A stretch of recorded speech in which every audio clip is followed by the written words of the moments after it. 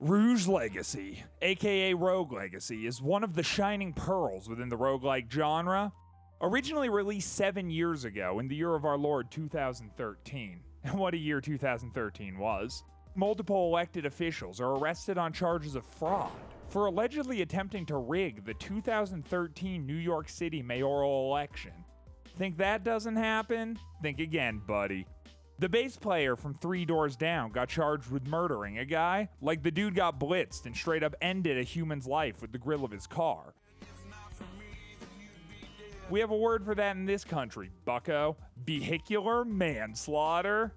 I guess that's 2 words. Killtastrophe.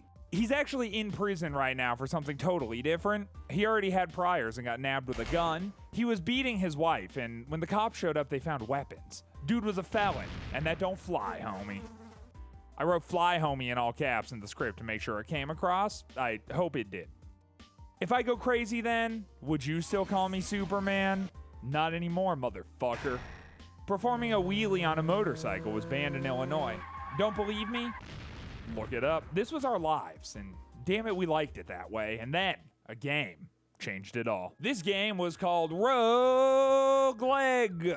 Let's see. Shatter had a picture of a leg there. Boom, like a leg. Thanks. With its charming graphics, difficult nature, and unique twist on the roguelike genre, it quickly became one of the hallmarks of the genre. Literally, though, the game sold 100,000 copies within the first week. Have you ever sold 100,000 of anything? Probably not. You fly through dungeons, forests, and castles, smashing and bashing hordes of spooky skeletons, eyeballs, knights, and other nefarious forces of evil. I'll be honest, alright, little note from Grizz right here. I loved this game 7 years ago. I vaguely remember it having a story or something. Toss it into the old Ask Jeeves Rogue Legacy story, and I couldn't find anything. But it had a story. Don't worry about it. This is an unimportant detail. The important detail, you ask? The hook. What is the hook, you ask? I'll get to that. When will I get to that, you are now asking? And the answer is right now. Strap in, boys. Because when you die in the game, you die in real life. Just kidding. Probably. I mean, maybe it happened to someone. Again, with 100,000 sold in the first week, one of those people statistically is dead right now. Perhaps someone died in the game and turned around to see a masked intruder in their home wielding a machete or maybe an axe. Although I have no proof that this is a direct result of playing the game, I also can't prove it wasn't for that poor man, but I digress. When you die in the game, you respawn as a child of the aforementioned slain hero, and so on and so forth until your generation spans hundreds of individuals. Sometimes they have wacky traits that impact the gameplay. Vertigo, the whole game, it flips upside down. Colorblind, the screen goes grayscale, and that's actually more disorienting than it sounds, so shout out to anyone who actually has to see the world like that. Agoraphobia, you're a shut-in neat playing video games who watches YouTube videos made by people like me instead of getting out there and finding a significant other or a hobby that extends beyond shitposting green frogs and various internet communities to mask the deep emptiness you feel inside. That one isn't actually in the game. I'm just describing you right now. So what do you get when you have basically the same game, but an eighth of the content, but it's also the same price, but it's also in early access? Rogue Legacy 2. You got your spooky skeletons. 2. You got your dungeons. 2. You got your various ailments. 2. Yes, it's basically a fresh coat of paint on an old classic Camaro. Take it home to your father and show him what a big man you become. But wait, not all is well in the world of Legacy 2 Rogue. What's this? Incomplete areas? Oh no. What's this? Only one boss? Oh no. What's this? I just paid $15 for a demo? Oh no. This is a big issue I have with early access games. Why am I stuck crowdfunding your passion project? Rogue Legacy 1 is $15, and you're selling this for the same amount with a fraction of the content? Seriously, I streamed this game on my Twitch channel, and I beat all the current state content in 4.5 hours. Even with the promise of more, I honestly find myself not really caring. They state on their Steam page that they're planning not 1, but 2 price hikes during development, so you gotta get in now while it's cheap! The reality is they aren't selling you a game. They're selling you the promise of a game eventually. It has potential, I guess. But then again, so did I once. And now I'm here making videos about video games. But hey, you're here watching it, so I guess we're in this together. I don't like you, and you don't like me. But this is life sometimes. Speaking of things I don't like, why are the wizard and the archer trash in comparison to the axeman and the pokey sword guy? This could potentially just be a byproduct of the fucking game not actually being finished, so any part of this review I give doesn't matter anyway, because the comments can just be like, but Grizz, it'll be fixed on release, checkmate, and then I'm forced to cede the point. And that's true, I guess, but I mean, look at the game, dude. You see Arrow Man? Ditch him, all right? Oh, what's that, a fun and goofy magical wizard? It's in the game. It must be fun, right? Wrong. Garbo, trash, bad.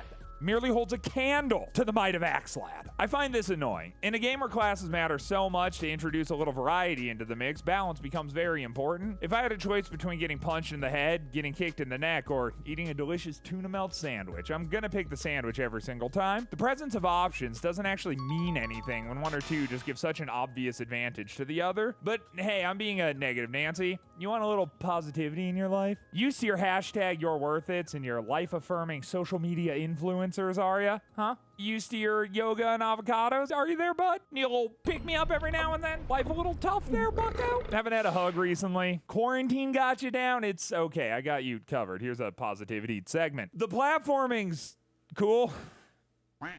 Wow, look at that. Look at that little guy go.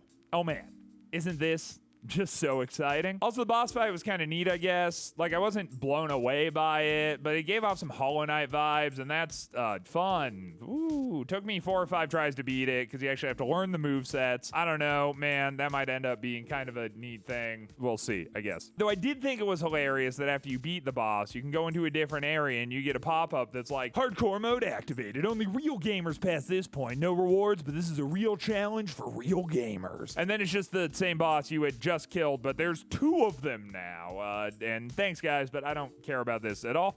I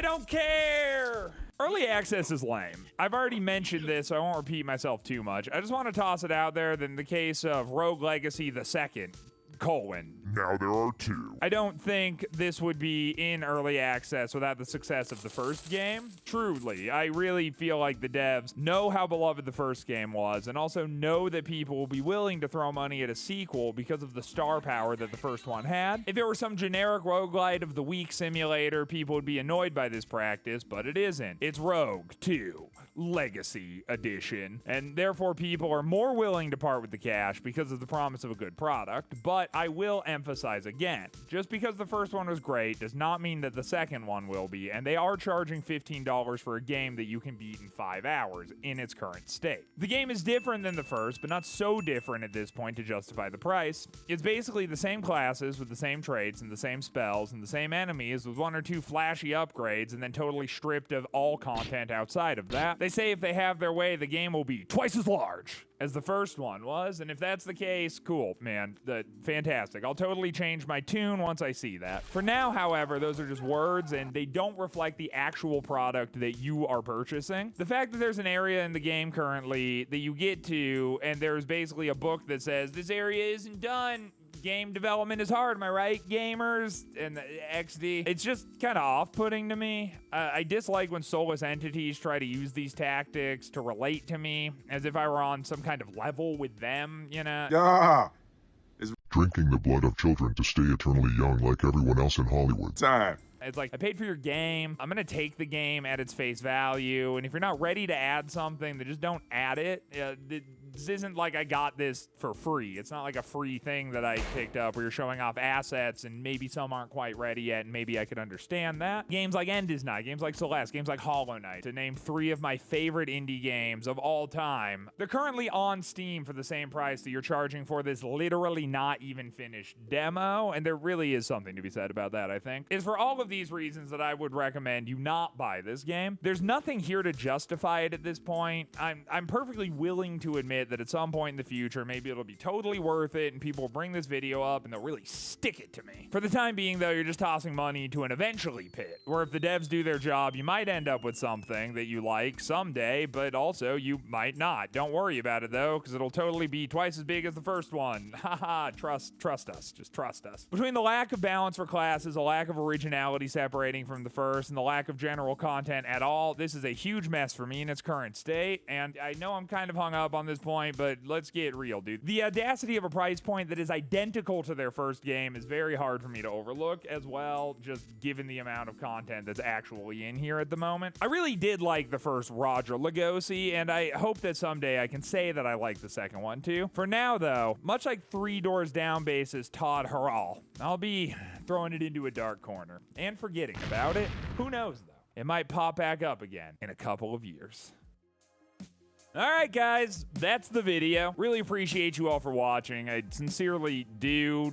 Me and Shadow worked really hard on this one. It's kind of the first time I've ever tried to do something like this, so I'd honestly be interested to hear your thoughts on the video and the commentary, and if you think I'm totally off base. One little note that I wanted to make is at the time of me buying Rogue Legacy 2 when I recorded this, I did buy it for $15, and I'd say $15, $15, like throughout the entire video, and it's $20 now.